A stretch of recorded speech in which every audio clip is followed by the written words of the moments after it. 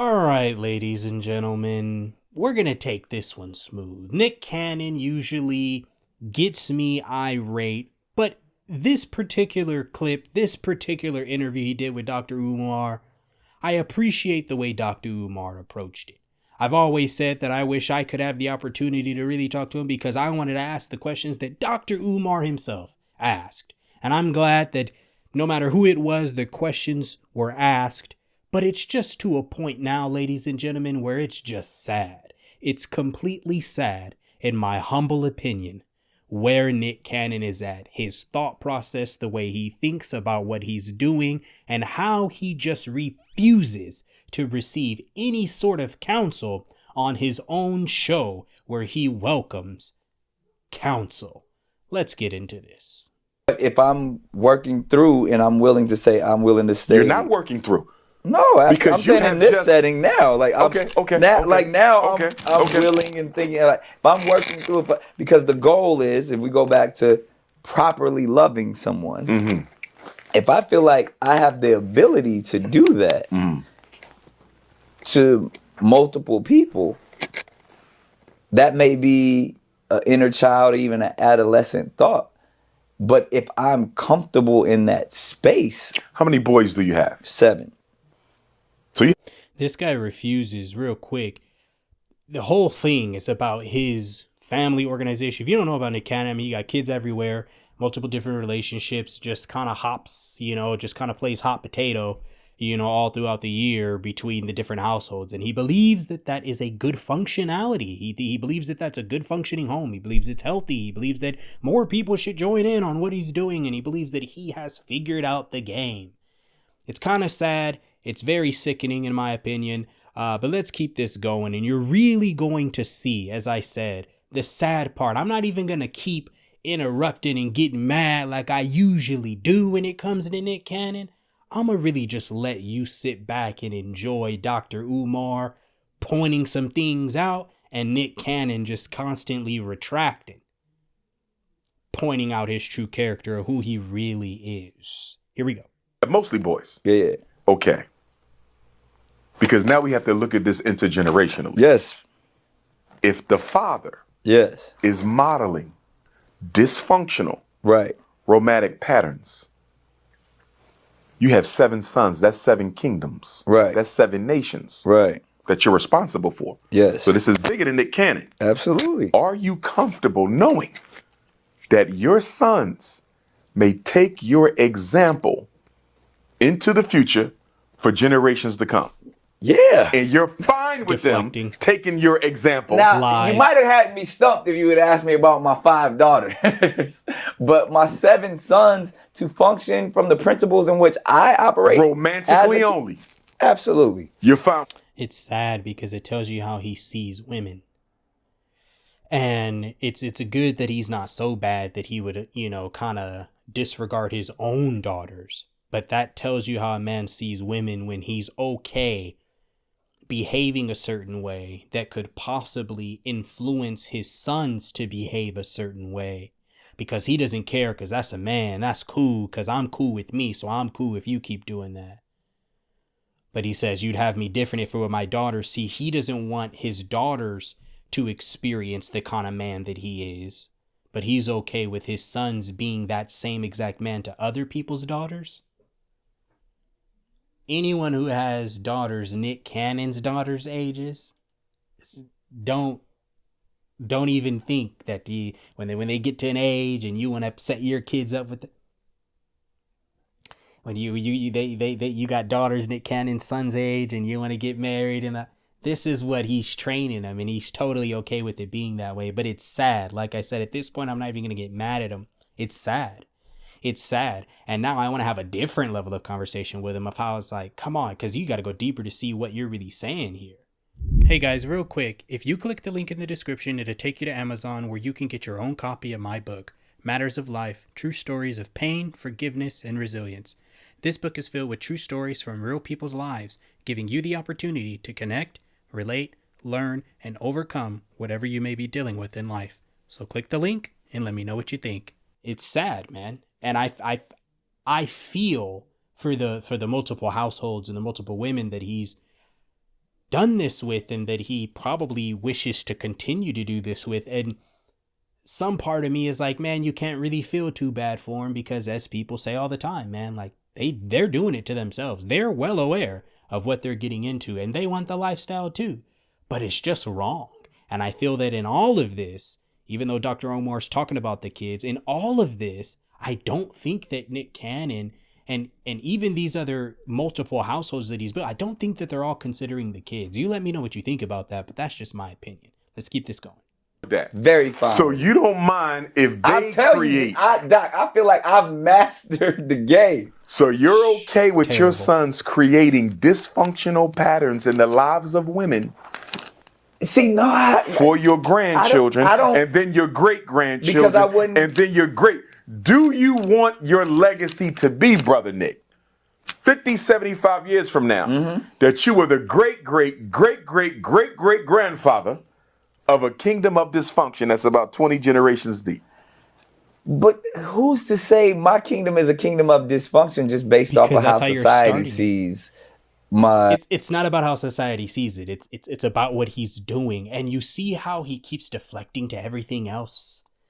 There's never a chance in Nick Cannon's bone, anytime I've seen him, where he just listens to the direct question, whether it's Dr. Umar, whether it's Candace Owens, whether it's Dr. Cheyenne Bryant, any of these people who have directly spoken to him, directly given him direct questioning.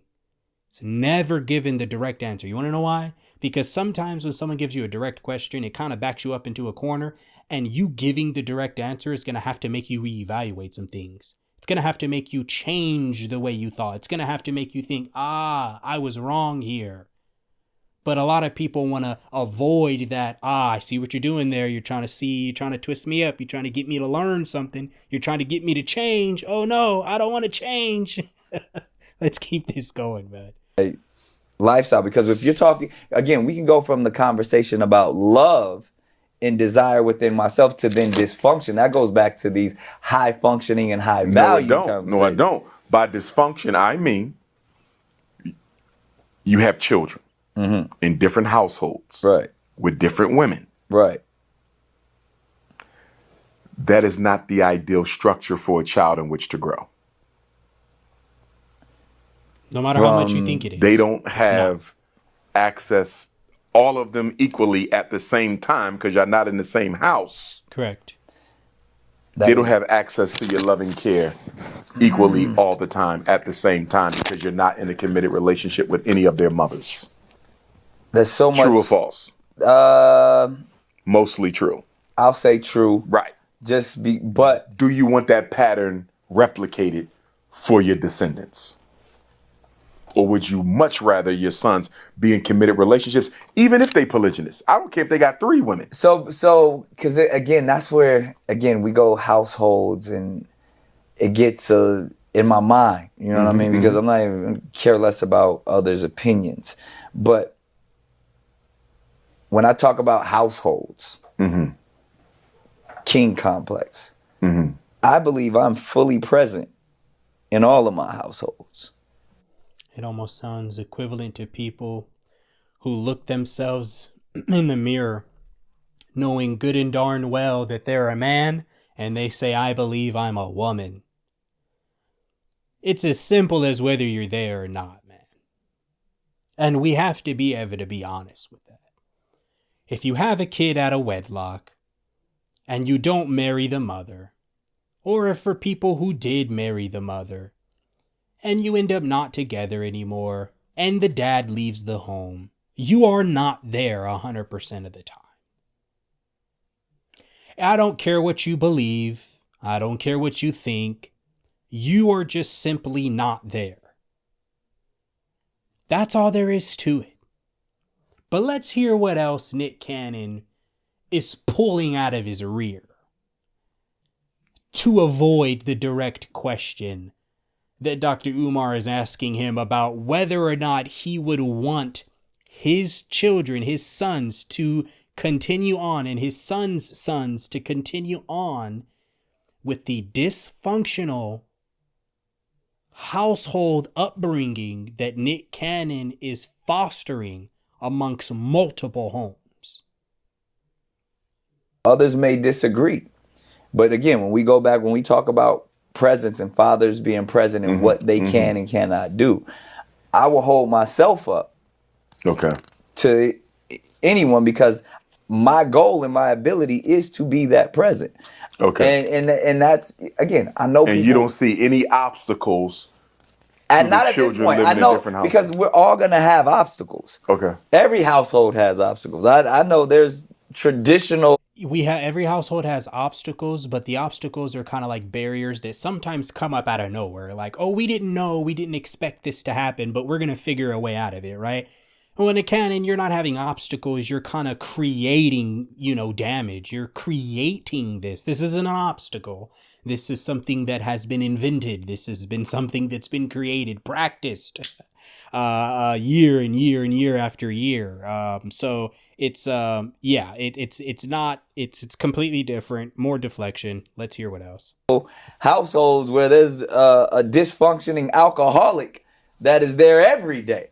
Talk about the dysfunction. No, but I'm saying in that sense, because if we're talking what I believe I am, I believe I am a high functioning father on multiple levels, from being present as a coach, being present as a teacher, being present as and that's what people would say. Well, every time I say something, they'd be like, oh, he does this, he coaches, he does all these things. Ooh, it's so great. And sometimes we celebrate the mediocrity. And sometimes, and we can be honest, man, and it's okay. You know what I mean? It's like, I just wish he would be honest and say, look, like, I don't want to be married. I like having multiple women, and I'm going to have kids with all of them. I ain't going to be married.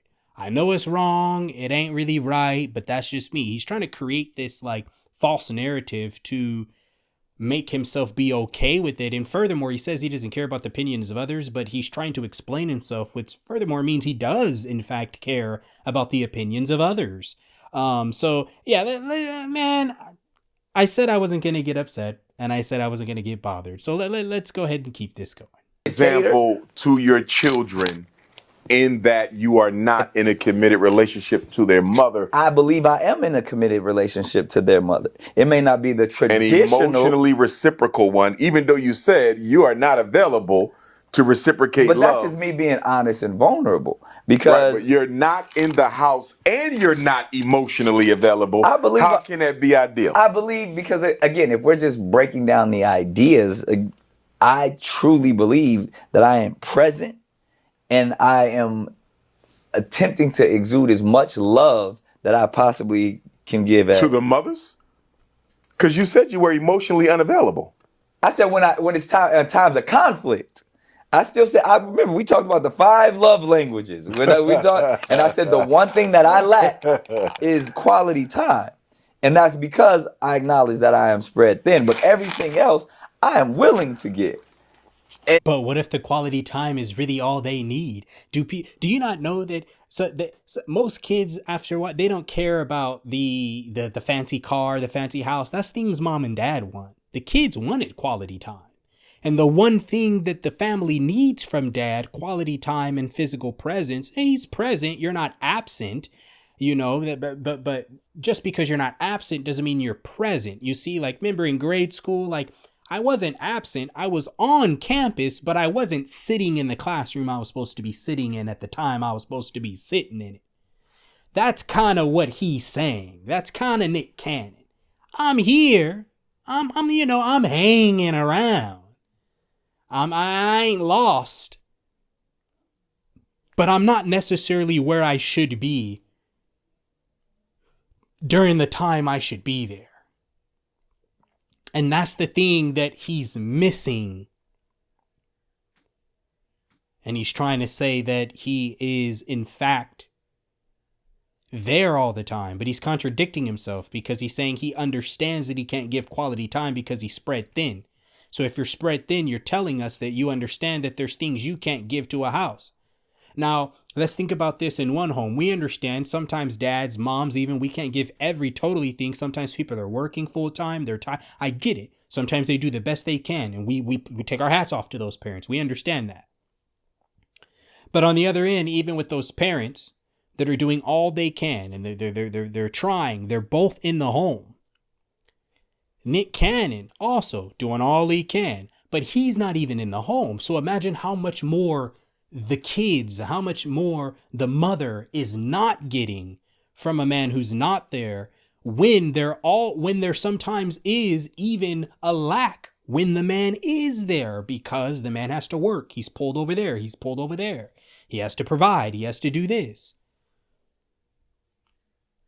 But I don't think Nick Cannon will ever let the conversation get to that point.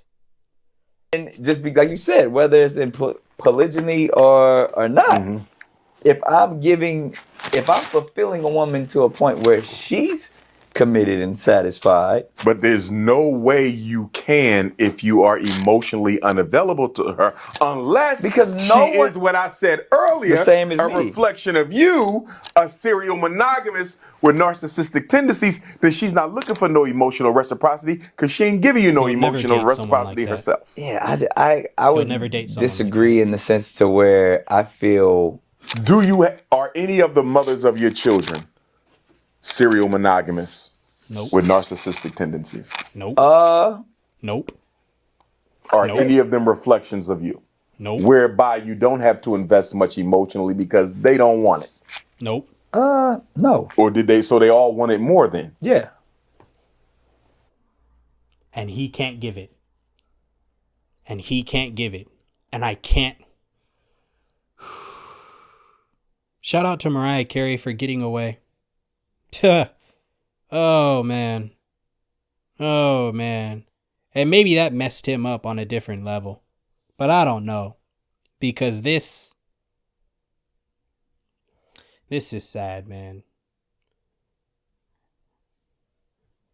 And as a father myself, it's disheartening. It's uncomfortable to know that there's in fact men out there that really just carry those exact mindsets. I'm gonna leave that there for you guys.